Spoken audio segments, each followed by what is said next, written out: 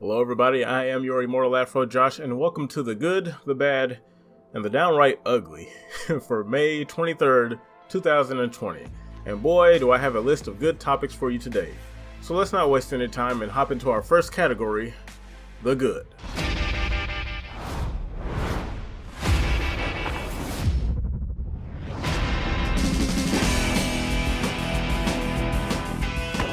Yes sirree, a true from-the-ground-up remaster of the original Tony Hawk games that took the gaming world by storm back in the late 90s and the early 2000s.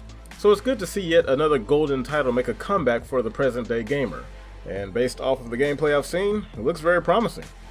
Great looking textures, a good chunk of the original soundtrack, which is a very good plus, and most importantly, 60 frames per second, prioritizing what matters. Now, the only real negative thing that I gather from this is that it's probably going to be a timed exclusive for the Epic Games Store. And while that does suck, it doesn't bother me as much as I thought it would, for two reasons. Number one, Thug Pro. There is a mod for the PC version of Tony Hawk Underground 2, and it has just about everything from the past Tony Hawk games bundled together. Honorable mention goes to Thug Pro, which is really the true winner of this series. It's a fan mod available on both PC and Mac, and it adds every single Tony Hawk level in it. Some of the levels are still missing, they're working on them. But as of this point, it's the most cohesive, complete collection of Tony Hawk content that you can find anywhere. I'm pretty positive that game's going to hold me over until the Steam release of Tony Hawk's remaster of 1 and 2. And reason number two is that Zangetsu trailer.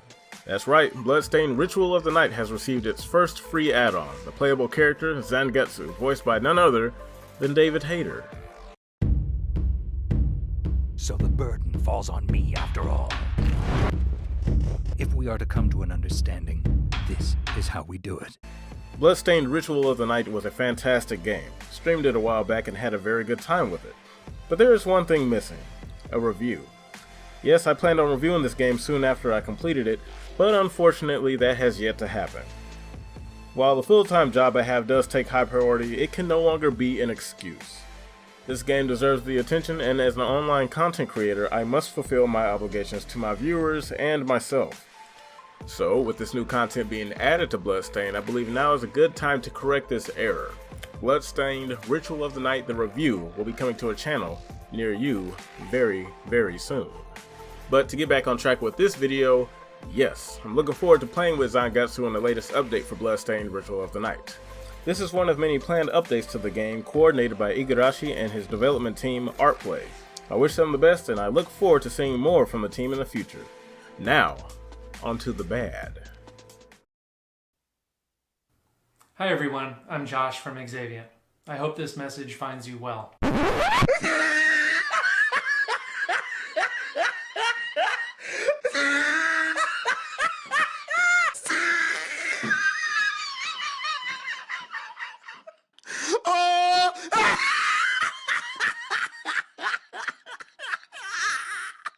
The Culling. Literally everything involving the game called The Culling. I'm sure many of you are very familiar with the epic amounts of fail that came packaged with this game's announcement. Introducing a pay-to-play battle royale game into a market oversaturated with higher quality, free-to-play battle royale games. Like, I can't even begin to fathom the logic behind a decision like this.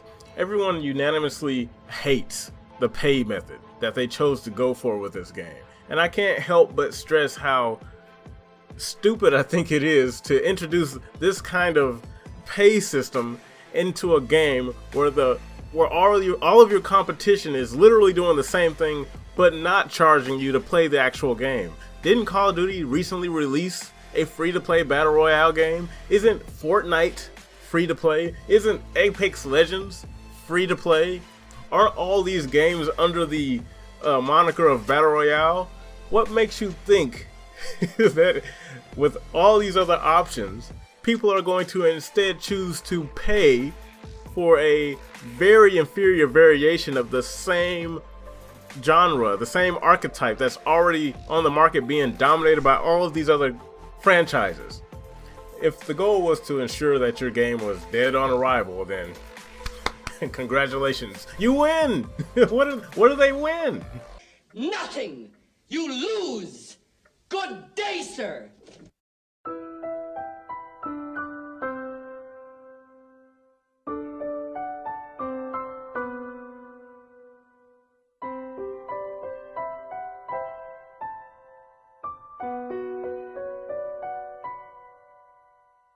Well, hold on. Let me pull it back some. To be fair, you do get something, and I know a lot of people are gonna find this strange, but these guys get my respect.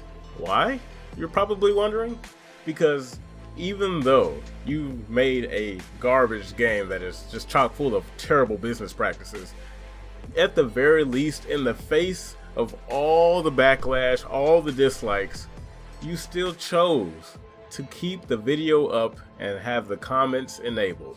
You took your roasting like a man, unlike another developer publisher I can't really seem to think of. I don't know, come to my mind at some point. Speaking of very stupid decisions made by once trusted companies, why don't we transition over to our next category, the downright ugly, the Twitch Safety Council and its constituents. Now, there always seems to be something stupid going on with Twitch in regards to its site moderation to the inconsistent enforcement of rules on its users. For example, the whole thing with Alinity and even more recently, Pokemon, making it very difficult for streamers to trust the site's ability to manage its user base. So with all that crap going on, I guess they thought it would be a smart idea to put together this eerily named Twitch Safety Advisory Council, whose job is to draft new policies and policy updates, develop products and features to improve safety and moderation, promoting healthy streaming and work-life balance habits, protecting the interests of marginalized groups, red flag there, and identifying emerging trends that could impact the Twitch experience. And who better to help deliberate on these policies and changes than a male to female transgender dear person?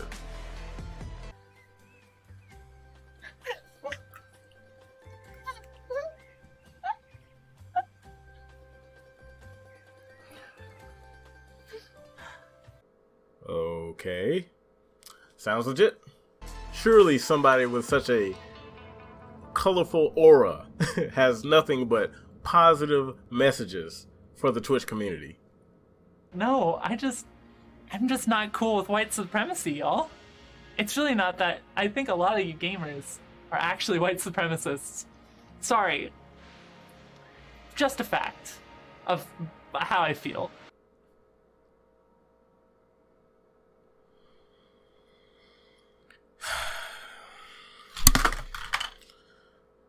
I'm not gonna lie, guys. I can only pretend for so long. It's really hard to take any of this seriously without either cracking a smile, cracking a frown, or just being straight up confused.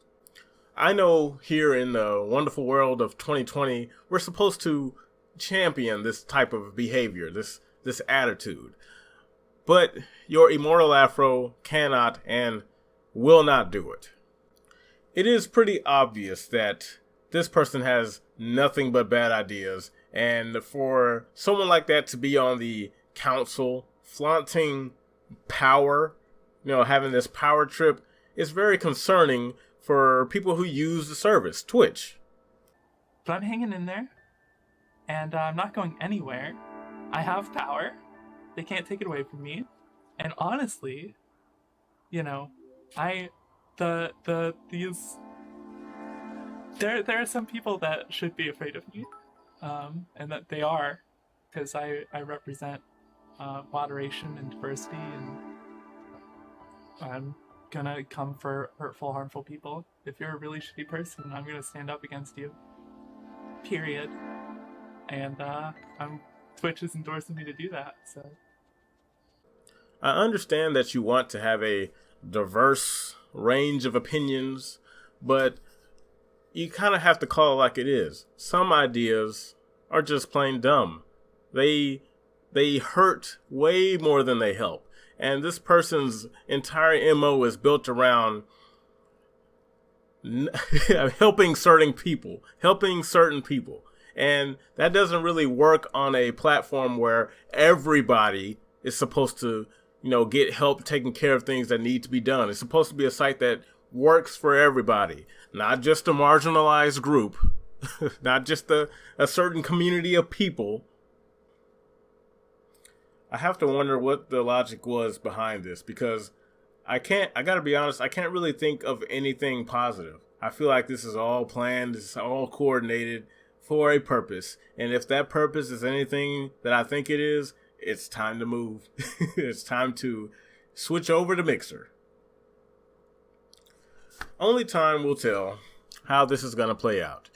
And you best believe your Immortal Afro is going to be paying close attention, because so far, this is the ugliest of ugly. And I've only done 2 of these. But who knows what's going to happen? Who knows? But that'll do it for today's episode of The Good, the Bad, and the Horridly Ugly. What are you guys' opinions on today's episode?